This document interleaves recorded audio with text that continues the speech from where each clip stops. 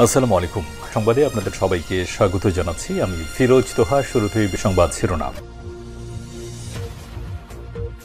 বাংলাদেশের সর্বশেষ গুরুত্বপূর্ণ আপডেট সংবাদে আপনাকে স্বাগত। শুরুতেই সংবাদ শিরোনাম, পরে বিস্তারিত। শুরুতেই জানাবো, ছাত্রদের নতুন দল আসতে পারে 24শে ফেব্রুয়ারি। আলোচনায় আছেন যারা। জুলাই অভ্যুত্থানের আগে ঘোষিত এক দফায় বলা হয়েছিল নতুন রাজনৈতিক বন্দোবস্তের কথা। সেই ঘোষণার সঙ্গে মিল রেখে তা বাস্তবে রূপ দিচ্ছেন বৈষম্যবিরোধী ছাত্র আন্দোলনের নেতারা। তারা সঠিক সময়ে নতুন দল গঠনের ঘোষণা দিয়েছেন, আর এই ঘোষণাটি আসতে পারে এ মাসের 24শে ফেব্রুয়ারি। আলোচনায় যারা আছেন এর মধ্যে প্রধান আহ্বায়ক হিসেবে আছেন নাহিদ ইসলাম। এরপর জানাবো, আগে স্থানীয় হলে জাতীয় নির্বাচন বিলম্বের সংখ্যা বিএনপির। 3 কারণে জাতীয় সংসদ নির্বাচনের আগে স্থানীয় সরকার নির্বাচন চায় না বিএনপি। দলটি মনে করে এমনটা হলে পতিত ফ্যাসিস্ট শেখ হাসিনা পুনর্বাসনের সুযোগ সৃষ্টি হতে পারে। এজন্য বিএনপি আগে স্থানীয় নির্বাচন হলে জাতীয় নির্বাচন বিলম্বের সংখ্যার কথা বলছে। এদিকে দুদকের চালে বাংলাদেশ ব্যাংকের 56 কর্মকর্তা। বিগত সরকারের আমলে নামসর্বস্ব প্রতিষ্ঠান দেখিয়ে ভুয়া কাগজপত্র বানিয়ে ব্যাংক থেকে লক্ষ লক্ষ কোটি টাকা হাতিয়ে নেওয়া হয়েছে। অস্তিত্বহীন প্রতিষ্ঠান ও ভুয়া কাগজপত্র দিয়ে ঋণ অনুমোদন করানোর এসব ঋণ এখন খেলাপি। জানাবো, আমিরাতে পৌঁছেছেন প্রধান উপদেষ্টা। ওয়ার্ল্ড গভর্নমেন্ট সামিটে অংশ নিতে সংযুক্ত আরব আমিরাতে পৌঁছেছেন অন্তর্বর্তীকালীন সরকারের প্রধান উপদেষ্টা অধ্যাপক ড মোহাম্মদ ইউনূস। স্থানীয় সময় রাত 11টা 15 সেখানে পৌঁছেছেন তিনি। এসব তথ্য নিশ্চিত করেছেন প্রধান উপদেষ্টার প্রেস সেক্রেটারি শফিকুল আলম। এদিকে ময়মনসিংহ শহরে অস্ত্র নিয়ে কিশোর গ্যাংয়ের হামলা। ময়মনসিংহ নগরীর হরিকিশোর রায় রোডে দেশীয় অস্ত্র নিয়ে কিশোরদের একটি দল বাসাবাড়িতে হামলা চালিয়েছে, সৃষ্টি করেছে আতঙ্ক। সিসি ক্যামেরার ফুটেজে দেখা গেছে মাস্ক পরা 50 থেকে 60 জনের একটি দল রাস্তার দুই পাশের বাড়িতে কোপাচ্ছে এবং ভাঙচুর করছে। গত সন্ধ্যা থেকে রাত 9টা পর্যন্ত এই তাণ্ডব চলে। এতে স্থানীয় এলাকাবাসীরা ভীত সন্ত্রস্ত হয়ে পড়ে। এবং সর্বশেষ জানাবো, লিবিয়ায় আটকে থাকা 145 জন বাংলাদেশিকে প্রত্যাবাসন। লিবিয়ার বেনগাজি গানফুদা ডিটেনশন সেন্টারে আটকে রাখা 145 জন বাংলাদেশিকে ফেরত পাঠানো হয়েছে। মঙ্গলবার এক সংবাদ বিজ্ঞপ্তিতে লিবিয়ায় বাংলাদেশ দূতাবাস এমন তথ্য জানিয়েছে। এতে বলা হয়েছে, বাংলাদেশ দূতাবাস লিবিয়ায় আটকে পড়া বাংলাদেশি নাগরিকদের নিরাপদে দেশে প্রত্যাবাসনের লক্ষ্যে স্থানীয় কর্তৃপক্ষ ও আন্তর্জাতিক অভিবাসন সংস্থা IOM এর সাথে নিবিড়ভাবে কাজ করে যাচ্ছে। এরই ধারাবাহিকতায় বুধবার 12 ফেব্রুয়ারি বেনগাজির গানপুদা ডিটেনশন সেন্টারে আটক 145 জন বাংলাদেশিকে IOM এর সহায়তায় দেশে প্রত্যাবাসন করা হয়েছে। প্রিয় দর্শক, এতক্ষণ শুনছিলেন সংবাদ শিরোনাম, এবারে বিস্তারিত। তবে তার আগে বন্ধুরা, অনুরোধ থাকবে সংবাদটিতে একটি লাইক দিন। এই চ্যানেলে আপনি নতুন হয়ে থাকলে আমাদের সংবাদটি দেখতে দেখতে চ্যানেলটি সাবস্ক্রাইব করে রাখুন। কমেন্ট করে বন্ধুরা আপনার মূল্যবান মতামত জানিয়ে দিন আপনি বিশ্বের কোন দেশ থেকে বা বাংলাদেশের কোন স্থান থেকে আমাদের সংবাদটি দেখছেন এবং শুনছেন। এবারে বিস্তারিত। ছাত্রদের নতুন দল আসছে এ মাসের 24শে ফেব্রুয়ারি। আলোচনায় থাকছেন যারা। জুলাই অভ্যুত্থানের আগে ঘোষিত এক দফায় বলা হয়েছিল নতুন রাজনৈতিক বন্দোবস্তের কথা। সেই ঘোষণা এবার রূপ পাচ্ছে বাস্তবে। সবকিছু ঠিক থাকলে অভ্যুত্থানের নেতৃত্ব দেওয়া ছাত্রদের উদ্যোগে চলতি মাসের শেষ সপ্তাহে আত্মপ্রকাশ ঘটতে চলেছে বহুল আলোচিত এই দুই নতুন দলের কাঠামো, গঠনতন্ত্র, নাম ও প্রতীক নির্ধারণ নিয়েই চলছে শেষ মুহূর্তের প্রস্তুতি। আগামী এক সপ্তাহের মধ্যে চূড়ান্ত হতে পারে সব সিদ্ধান্ত।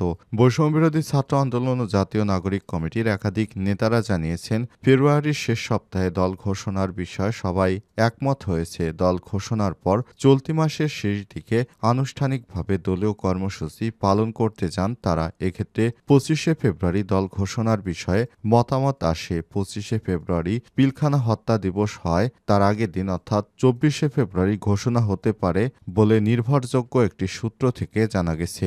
নাগরিক কমিটির প্রথম সারিতে একাধিক নেতা জানান তারা ফেব্রুয়ারির বাইরে যেতে চাচ্ছেন না। ফেব্রুয়ারির শেষ সপ্তাহে, বিশেষ করে 23 থেকে 25শে ফেব্রুয়ারির মধ্যে দল ঘোষণা করতে চান। 25শে ফেব্রুয়ারি পিলখানা হত্যা দিবস হয়, 24 ফেব্রুয়ারি ঘোষণা করা হতে পারে। সে অনুযায়ী তারা জোর প্রচেষ্টা চালিয়ে যাচ্ছেন। নতুন দলের রাজনৈতিক কাঠামো কি হবে তা নিয়েও আলোচনা সমালোচনা চলছে জানিয়ে এই নেতারা বলেছেন, শুরুতে আহ্বায়ক কমিটি দিয়ে শুরু করতে চান তারা। আহ্বায়ক হিসেবে অন্তর্বর্তীকালীন সরকারের উপদেষ্টা নাহিদ ইসলাম অনেকটা চূড়ান্ত হলেও সদস্য সচিব নিয়ে চলছে আলোচনা। সেক্ষেত্রে এগিয়ে আছেন জাতীয় নাগরিক কমিটির আহ্বায়ক নাসির উদ্দিন পাটোয়ারি এবং সদস্য সচিব আক্তার হোসেন। তাদের দুইজন থেকে একজন সদস্য সচিবের দায়িত্ব নেবেন একজন নাগরিক কমিটির মুখপাত্র সামান্তা শারমিন, যুগ্ম আহ্বায়ক আলী আহসান জুনায়েদ, মুখ্য সংগঠক শারজিস আলম, বৈষম্য বিরোধী ছাত্র আন্দোলনের আহ্বায়ক হাসনাত আবদুল্লাহ, সদস্য সচিব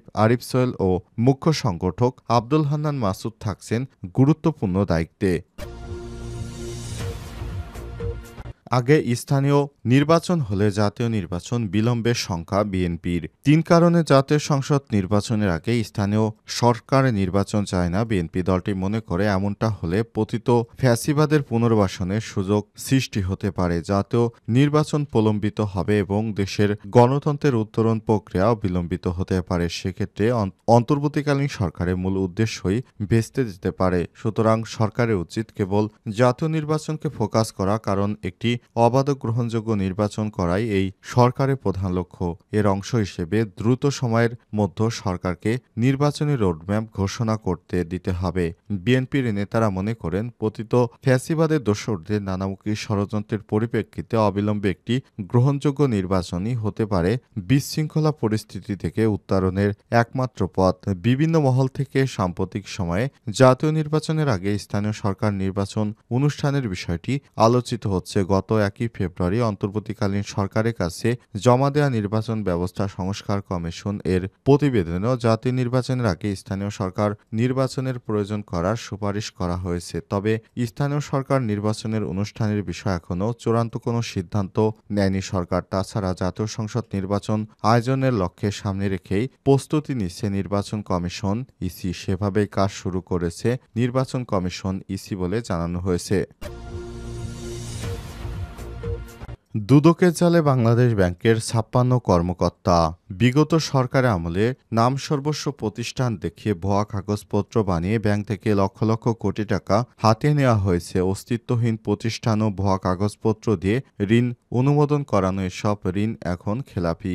বিপুল পরিমাণে ঋণ খেলাপির বোঝা মাথায় নিয়ে ডুবতে বসেছে দেশের একাধিক ব্যাংক প্রতিষ্ঠান। তবে ব্যাংকিং নিয়ম অনুযায়ী বড় অঙ্কের ঋণ অনুমোদন থেকে শুরু করে দেশের প্রতিটি তফসিলি ব্যাংকের তদারকি দায়িত্বে বাংলাদেশ ব্যাংক। কেন্দ্রীয় ব্যাংক কর্মকর্তাদের যোগ সাজেশ ছাড়াও লুটপাট প্রায় অসম্ভব বলে মনে করছেন সংশ্লিষ্টরা। হাসিনা সরকারের পতনের পরে এসব ঘটনায় একাধিক মামলা হলেও ধরাছোঁয়ার বাইরে রয়ে গেছে কেন্দ্রীয় ব্যাংকের বেশিরভাগ হোতা। এবার প্রাথমিকভাবে অন্তত 56 জন কর্মকর্তার সম্পদের খোঁজে নেমেছে দুর্নীতি দমন কমিশন দুদক। এরই মধ্যে 28 কর্মকর্তার বিরুদ্ধে জোরে সোরে অনুসন্ধান শুরু করেছে বিগত সরকারের সময় নখদন্তহীন দুদক। তবে এবার তারা মাঠে নেমে পড়েছে, খুবই গুরুত্ব দিয়ে কাজ করছে। এছাড়াও আরও চিহ্নিত 28 কর্মকর্তা বাংলাদেশ ব্যাংকের লকার রয়েছে। এদের লকার খোলার কাজটিও দুদক করছে বলে জানা গেছে।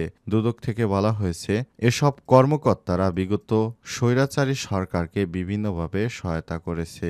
এদেরকে যে করেই হোক বাংলাদেশের প্রচলিত আইন অনুযায়ী তাদেরকে শাস্তি আওতায় আনাই হচ্ছে দুদকের মেন কাজ। আর এভাবেই আগামী দিনের কর্মপরিকল্পনা নিয়ে মাঠে নেমেছে দুদকের একটি চৌকস প্রতিনিধি দল। আমিরাত পৌঁছেছেন প্রধান উপদেষ্টা। অন্তর্বর্তীকালীন সরকারের প্রধান উপদেষ্টা ওয়ার্ল্ড গভর্নমেন্ট সামিটে অংশ নিতে আরব আমিরাতে পৌঁছেছেন। আজ স্থানীয় সময় রাত 11:15 তিনি আমিরাতে পৌঁছান। এই তথ্য নিশ্চিত করেছেন প্রধান উপদেষ্টার প্রেস সেক্রেটারি শফিকুল আলম। এ সময় প্রধান উপদেষ্টাকে আরব আমিরাতে ক্রীড়ামন্ত্রী ড আহমেদ বেলহল আল ফালাসি স্বাগত জানিয়েছেন। আহমেদ বেলহল আল ফালাসি ওয়ার্ল্ড গভর্নমেন্ট সামিটে অংশগ্রহণের জন্য প্রধান উপদেষ্টাকে ধন্যবাদ জানিয়েছেন। অন্তর্বর্তীকালীন সরকার গতকাল আয়নাঘর পরিদর্শন করেছে। আজ হঠাৎ সৌদি আরব এবং দুবাইয়ের বাদশাদের আমন্ত্রণে তিনি রাতেই আমিরাতের উদ্দেশ্যে রওনা হন এবং সেখানে পৌঁছেছেন। সেখানে ক্রীড়ামন্ত্রী অধ্যাপক ডক্টর মোহাম্মদ ইউনূসকে আমিরাতে স্বাগত জানিয়েছেন। ২ দিনের রাষ্ট্রীয় সফরে তিনি আমিরাতে যাওয়ার পর ২ দিন সেখানে অবস্থান করে আবার ১৪ই ফেব্রুয়ারি রাতে অন্তর্বর্তীকালীন সরকার প্রফেসর ডক্টর মোহাম্মদ ইউনূসের দেশে ফেরার কথা রয়েছে। আন্তর্জাতিক বিভিন্ন গণমাধ্যমে ডক্টর মোহাম্মদ ইউনূসের আমিরাত সফরের বিষয়টি গুরুত্ব সহকারে প্রকাশিত হয়েছে। সেখানে বলা হয়েছে ওয়ার্ল্ড ইকোনমিক ফোরামে যোগদানের জন্য তিনি আমিরাতে পৌঁছেছেন। অন্তর্বর্তীকালীন সরকারের প্রধান উপদেষ্টা দায়িত্ব নেয়ার পর বাংলাদেশের থেকে বিভিন্ন দেশে তিনি গুরুত্বপূর্ণ কয়েকটি মিটিংয়ে অংশগ্রহণ করেছেন। এর মধ্যে এটি একটি। এখান থেকে বিশ্বের বিভিন্ন রাষ্ট্রীয় কর্মকর্তাদের সঙ্গে প্রধান উপদেষ্টা অধ্যাপক ডক্টর মোহাম্মদ ইউনূসের সাক্ষাৎ হতে পারে।